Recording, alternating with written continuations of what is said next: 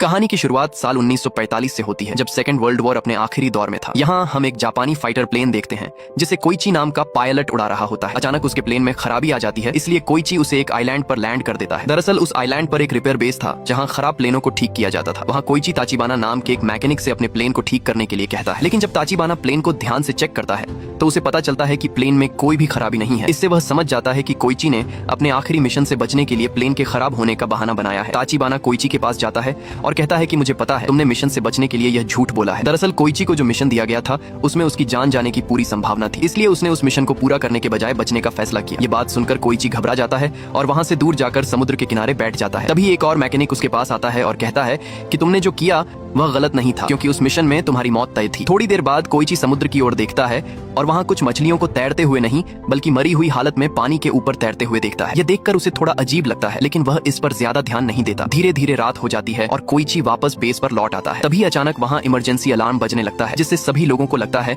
कि दुश्मन उन पर हमला करने वाले हैं। लेकिन जब वे सर्च लाइट से आसपास देखते हैं तो उन्हें समुद्र की ओर से आता हुआ एक बहुत बड़ा और डरावना क्रीचर दिखाई देता है। इस खतरनाक जीव का नाम गॉडजिला था। उसका विशाल आकार और भयानक रूप देखकर वहाँ मौजूद सभी लोग डर जाते हैं और अपनी जान बचाने के लिए इधर उधर छिपने लगते हैं। इसी दौरान ताचिबाना कोइची से कहता है कि तुम एक फाइटर पायलट हो और तुम्हें अपने प्लेन में बैठकर गॉडजिला पर हमला करना चाहिए। ये सुनकर कोइची अपने प्लेन में जाकर बैठ जाता है, लेकिन जैसे ही गॉडजिला उसके बिल्कुल सामने आ जाता है कोइची डर से कांपने लगता है। वह इतना घबरा जाता है कि गोली चलाने की हिम्मत ही नहीं कर पाता। यह देखकर ताचिबाना और उसके बाकी साथी अपनी गनों से गॉडजिला पर फायरिंग शुरू कर देते हैं। इससे गॉडजिला बेहद गुस्से में आ जाता है। वह अपने रास्ते में आने वाले लोगों को पकड़ पकड़ कर मारने लगता है और कुछ को तो वह निगल भी जाता है। कुछ ही पलों में वह पूरे रिपेयर बेस को तबाह कर देता है। उधर कोइची डर के कारण अभी भी अपने प्लेन में ही बैठा रहता है। तभी गॉडजिला उसके प्लेन की ओर बढ़ता है और उसे उठाने की कोशिश करता है। यह देखकर कोइची तुरंत प्लेन से कूदकर बाहर आ जाता है। गॉडजिला प्लेन को उठाकर दूर फेंक देता है, जिससे जोरदार धमाका होता है और उस धमाके के असर से कोइची बेहोश हो जाता है। अगली सुबह जब कोइची को होश आता है तो वह चारों तरफ तबाही का मंजर देखता है। उसके लगभग सभी साथी मारे जा चुके थे, लेकिन ताचिबाना किसी तरह जिंदा बच गया था और वह सभी की लाशों को इकट्ठा करके एक जगह रख रहा था। जब ताचिबाना की नजर कोइची पर पड़ती है तो वह बेहद गुस्सा हो जाता है। वह उससे कहता है कि अगर तुमने गॉडजिला पर हमला किया होता तो शायद हमारे साथियों की जान बच सकती थी। यह बात सुनकर कोइची के दिल में गहरा पछतावा भर जाता है और उसे अपने फैसले पर बहुत दुख होने लगता है। कुछ समय बाद युद्ध खत्म हो जाता है और सभी सैनिक अपने अपने घर लौटने लगते हैं। कोइची भी अपने घर वापस आता है, लेकिन वहाँ पहुंचकर वह देखता है कि युद्ध ने सब कुछ तबाह कर दिया है। उसका घर पूरी तरह टूट चुका था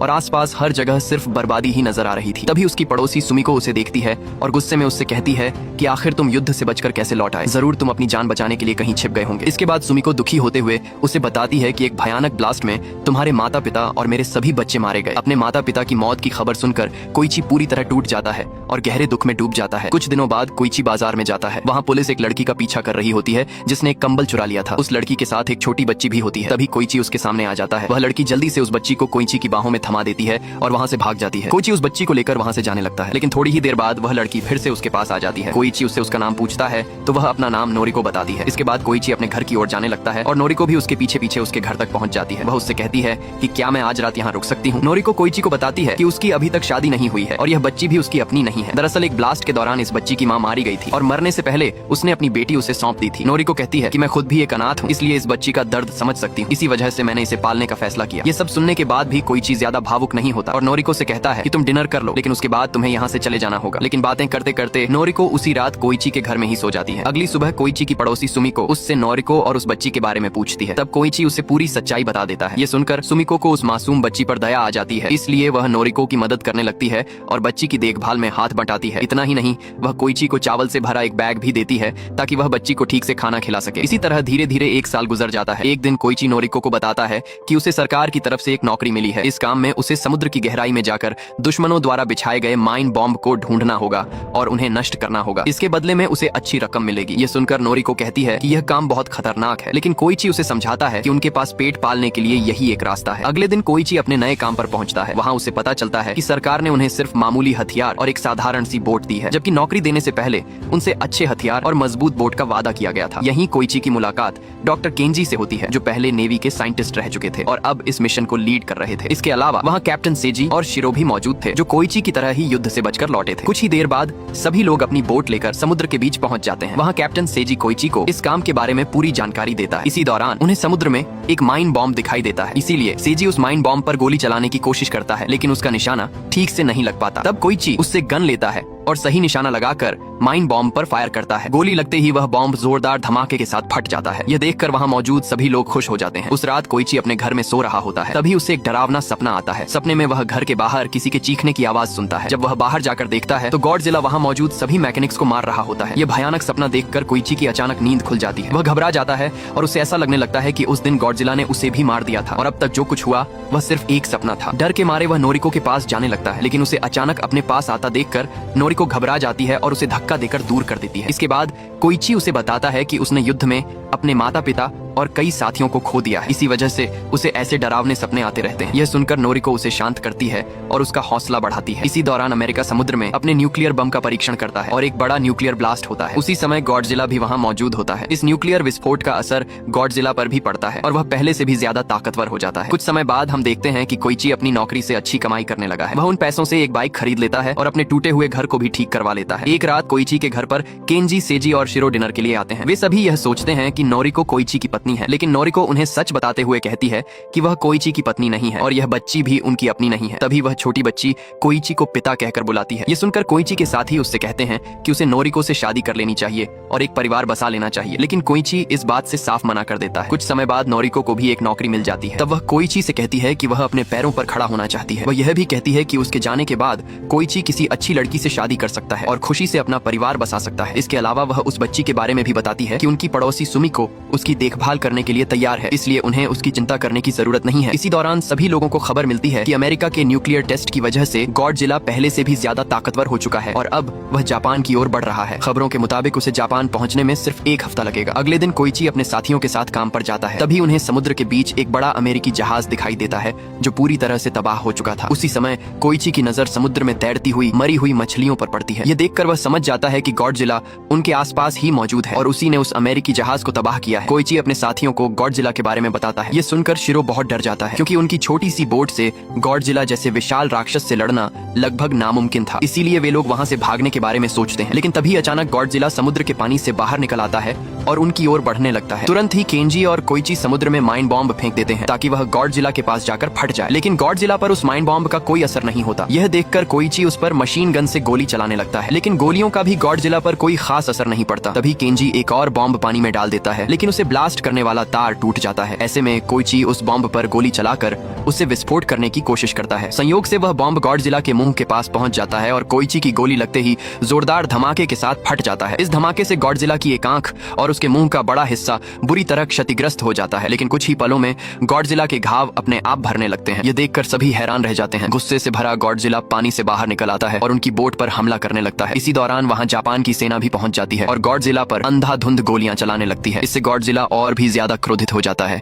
और वह सेना के जहाज पर हमला कर देता है। फिर भी सेना उस पर लगातार गोलियां चलाती रहती है। इतनी गोलियां लगने के बाद गॉडजिला कुछ समय के लिए बुरी तरह घायल हो जाता है और समुद्र में वापस चला जाता है, लेकिन अचानक वह फिर से बाहर निकलता है और एक ही पल में सेना के जहाज को पूरी तरह नष्ट कर देता है। इसके बाद गॉडजिला जोरदार दहाड़ के साथ टोक्यो शहर की ओर बढ़ने लगता है, जहां नोरिको ने अभी अभी अपनी नई नौकरी शुरू की थी। कुछ समय बाद हम कोइची को एक अस्पताल में देखते हैं। इलाज कराने के बाद वह घर लौटता है। जब नोरिको उसकी हालत देखती है तो वह बहुत दुखी हो जाती है। वह कोइची से सवाल करती है कि आखिर तुम हमेशा इतने परेशान क्यों रहते हो और मुझसे अपनी बातें क्यों छिपाते हो? क्या तुम मुझे अपने जीवन में कुछ भी नहीं समझते? तब कोइची नोरिको को उन मरे हुए मैकेनिक्स की तस्वीरें दिखाता है और कहता है कि यह सब मेरी वजह से मरे हैं। अगर मैंने उस दिन गॉडजिला पर हमला किया होता तो शायद इनकी जान बच सकती थी। कोइची की यह बात सुनकर नोरिको उसे समझाती है कि इसमें उसकी कोई गलती नहीं है, आखिर वह भी एक इंसान है और ऐसे समय में डर जाना बिल्कुल स्वाभाविक है। अगले दिन गॉडजिला टोक्यो शहर के पास पहुंच जाता है। उसे रोकने के लिए आर्मी के जहाज उस पर हमला करने लगते हैं, लेकिन गॉडजिला पर इसका कोई असर नहीं होता। उसी समय कोइची अपने घर पर होता है। रेडियो से उसे पता चलता है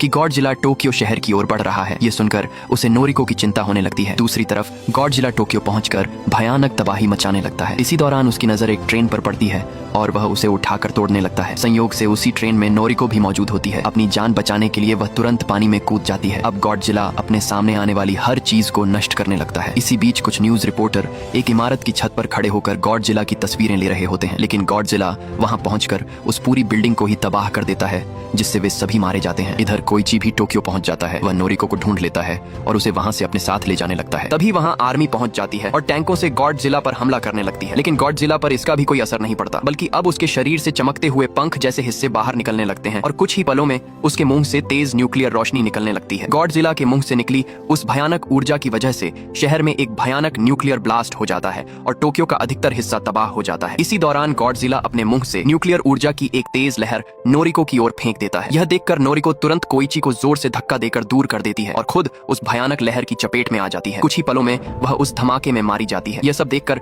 कोइची वहीं घुटनों के बल गिर जाता है और नोरिको की मौत से पूरी तरह टूट जाता है। इसके बाद गॉडजिला वहां से दहाड़ता हुआ आगे बढ़ जाता है। कोइची गुस्से और दर्द से भरा उसे जाते हुए देखता है और जोर जोर से चिल्लाने लगता है। कुछ समय बाद न्यूज में बताया जाता है कि गॉडजिला के इस हमले में लगभग 30,000 लोग मारे गए और करीब 20,000 इमारतें पूरी तरह नष्ट हो गईं। उधर कोइची और उसके सभी साथी नोरिको की मौत से बेहद दुखी थे। इसी दौरान केंजी कोइची को बताता है कि सरकार ने गॉडजिला को मारने के लिए कुछ खास लोगों को चुना है, जिनमें वे लोग भी शामिल हैं। इसके बाद कोइची और उसके साथी एक मीटिंग में जाते हैं जहां सेना के कैप्टन ने उन सभी लोगों को बुलाया था जिन्हें सरकार ने गॉडजिला को खत्म करने के लिए चुना था। कैप्टन वहां मौजूद सभी लोगों से कहता है कि इस लड़ाई में हमारी मदद करने वाला कोई नहीं है, इसलिए हमें खुद ही मिलकर गॉडजिला को हराना होगा। तभी केंजी अपना प्लान बताते हुए कहता है कि हमें गॉडजिला को समुद्र के सबसे गहरे हिस्से के ऊपर लाना होगा और उसके शरीर के अलग अलग हिस्सों पर गैस सिलेंडर बांधने होंगे ताकि वह पानी से ऊपर ना आ सके और समुद्र की गहराई में खींचता चला जाए। इस तरह गॉडजिला को लगभग 1500 मीटर की गहराई तक डुबो दिया जाएगा जहां दबाव के कारण उसकी मौत हो सकती है। ये सुनकर कोइची उससे पूछता है कि क्या यह प्लान सच में गॉडजिला को मार देगा। इस पर केंजी कहता है कि मैं इसकी पूरी गारंटी नहीं दे सकता, लेकिन मेरे पास एक दूसरा प्लान भी है। केंजी अपना दूसरा प्लान बताते हुए कहता है कि जब गैस सिलेंडर गॉडजिला को समुद्र की गहराई में ले जाएंगे तब उन सिलेंडरों से बड़े बड़े गुब्बारे बाहर निकलने लगेंगे। इससे गॉडजिला अचानक तेजी से ऊपर की ओर खींचने लगेगा और पानी के दबाव में हुए इस तेज बदलाव को उसका शरीर सहन नहीं कर पाएगा। इसी समय हम उस पर बमों से हमला करेंगे जिससे उसकी मौत हो सकती है। केंजी का यह प्लान सुनकर कुछ लोगों को यह बहुत खतरनाक लगता है, इसलिए वे लोग वहां से चले जाते हैं। लेकिन ज्यादातर लोग इस योजना का समर्थन करते हैं क्योंकि वे अपने देश को बचाने के लिए एकजुट होकर लड़ना चाहते थे। कुछ समय बाद कोइची और उसके तीनों साथी एक बार में बैठे होते हैं। वहां केंजी उन्हें बताता है कि गॉडजिला को अपने जाल में फंसाने के लिए वे उसकी दहाड़ की रिकॉर्डिंग चलाएंगे। उस आवाज को सुनकर गॉडजिला टोक्यो की ओर खींचा चला आएगा और तभी वे उसे अपने ट्रैप में फंसाने की कोशिश करेंगे। तभी कोइची कहता है कि उसे एक फाइटर प्लेन चाहिए ताकि जब गॉडजिला शहर में आए तो वह उस पर हमला करके उसका ध्यान बाकी लोगों से हटा सके। यह सुनकर केंजी बताता है कि उसके पास एक फाइटर प्लेन है, लेकिन उसे ठीक करने के लिए एक अच्छे मैकेनिक की जरूरत पड़ेगी। ये सुनते ही कोइची को ताचिबाना का ख्याल आता है, इसलिए वह उसे ढूंढने का फैसला करता है। लेकिन उसे ताचिबाना का सही पता नहीं मिलता, इसीलिए वह कई अलग अलग पथों पर चिट्ठियां भेजना शुरू कर देता है ताकि किसी तरह उनमें से कोई चिट्ठी ताचिबाना तक पहुंच जाए। एक दिन अचानक किसी ने कोइची पर हमला कर दिया जिससे वह बेहोश हो गया। जब उसे होश आता है तो वह अपने सामने ताचिबाना को खड़ा पाता है। दरअसल ताचिबाना ने ही उस पर हमला करके उसे बेहोश किया था और अपने घर ले आया था। वह कोइची के भेजे हुए सभी लेटर्स पढ़ चुका था और उसी वजह से वह उससे बेहद गुस्सा था क्योंकि कोइची ने अपने लेटर्स में लिखा था कि आइलैंड पर जितने भी लोग मारे गए थे उनका जिम्मेदार ताचिबाना है। दरअसल कोइची ने ऐसा जानबूझकर लिखा था ताकि ताचिबाना को गुस्सा आए और वह उसे ढूंढते हुए उसके पास आ जाए। यहाँ कोइची ताचिबाना को गॉडजिला को मारने वाला पूरा प्लान बताता है और कहता है कि वह अपनी गलती सुधारना चाहता है। अगर वे गॉडजिला को मार देंगे तो देश में रहने वाले लाखों लोगों की जान बच सकती है। कोइची की यह बात सुनकर आखिरकार ताचिबाना उसकी मदद करने के लिए तैयार हो जाता है। इसके बाद सभी लोग मिलकर गॉडजिला को मारने वाले मिशन की तैयारी शुरू कर देते हैं। इसी दौरान केंजी सभी लोगों से कहता है कि मिशन से पहले वे अपने परिवार के साथ एक रात जरूर बिताएं क्योंकि इस मिशन में उनकी जान भी जा सकती है। वहीं केंजी और सेजी शिरो से कहते हैं कि उसे इस मिशन पर नहीं आना चाहिए क्योंकि वह पहले से ही घायल है, लेकिन शिरो जिद करने लगता है कि वह भी इस मिशन का हिस्सा बनेगा। इधर ताचिबाना फाइटर प्लेन को ठीक करने में लगा हुआ होता है। दूसरी ओर कोइची अपने घर पर होता है। तभी छोटी बच्ची उसे एक पेंटिंग देती है जिसमें उसने कोइची और नोरिको की तस्वीर बनाई होती है। पेंटिंग देने के बाद वह बच्ची रोने लगती है और कहती है कि उसे नोरिको की बहुत याद आ रही है। ये सुनकर कोइची भी भावुक हो जाता है। इसके बाद वह बच्ची को सुला देता है और उसके पास एक चिट्ठी रखकर घर से निकल जाता है। अगली सुबह जब बच्ची उठती है तो वह चिट्ठी सुमिको को दे देती है। जब सुमिको उस चिट्ठी को खोलती है तो उसमें कुछ पैसे रखे होते हैं। चिट्ठी में कोइची ने लिखा होता है कि अब तुम्हें इस बच्ची का ख्याल रखना होगा। यह पढ़कर सुमिको समझ जाती है कि कोइची ऐसे मिशन पर गया है जहां से जिंदा लौटने की उम्मीद बहुत कम है। उधर ताचिबाना कोइची को बताता है कि उसने फाइटर प्लेन को पूरी तरह ठीक कर दिया है और उसके कुछ जरूरी पार्ट्स भी बदल दिए हैं। इसके अलावा ताचिबाना ने प्लेन में सभी जरूरी हथियार भी फिट कर दिए होते हैं। अब वह कोइची को मोटिवेट करते हुए उसे याद दिलाता है कि किस तरह गॉडजिला ने उनके मैकेनिक साथियों और नोरिको को मार डाला था, इसलिए अब गॉडजिला को मारकर उन्हें उन सभी लोगों की मौत का बदला लेना होगा। अगले दिन सभी लोग मिशन के लिए तैयार होकर पहुंच जाते हैं। गॉडजिला को बुलाने के लिए वे समुद्र में एक खास डिवाइस डाल देते हैं। उस डिवाइस से निकलने वाली आवाज सुनकर गॉडजिला टोक्यो की ओर आ जाता है और रास्ते में एक शिप को उठाकर फेंक देता है। तभी कोइची अपना फाइटर प्लेन लेकर गॉडजिला के पास पहुंच जाता है। दूसरी ओर केंजी सभी लोगों को अपने प्लान के मुताबिक आगे बढ़ने का आदेश देता है। इधर कोइची गॉडजिला का ध्यान भटकाने के लिए उस पर लगातार गोलीबारी शुरू कर देता है। इससे गॉडजिला गॉडजिला गुस्से में आ जाता है और प्लेन का पीछा करने लगता है। इसी तरह वह समुद्र के उस हिस्से में पहुंच जाता है जहां केंजी ने उसके लिए जाल बिछाया था। वहां गॉडजिला को 2 शिप दिखाई देते हैं, लेकिन उन पर कोई इंसान मौजूद नहीं होता। गुस्से में आकर गॉडजिला अपनी न्यूक्लियर लाइट से उन शिप्स पर हमला कर देता है, जिससे जोरदार धमाका होता है और उस धमाके से गॉडजिला को भी कुछ चोट लग जाती है। इसी बीच केंजी अपने प्लान के मुताबिक बाकी लोगों के साथ मिलकर गैस सिलेंडर्स को समुद्र में डालना शुरू कर देता है। केबल की मदद से वे सिलेंडर्स को गॉडजिला के शरीर से बांध देते हैं। इस दौरान कोइची लगातार गॉडजिला पर गोलियां चलाता रहता है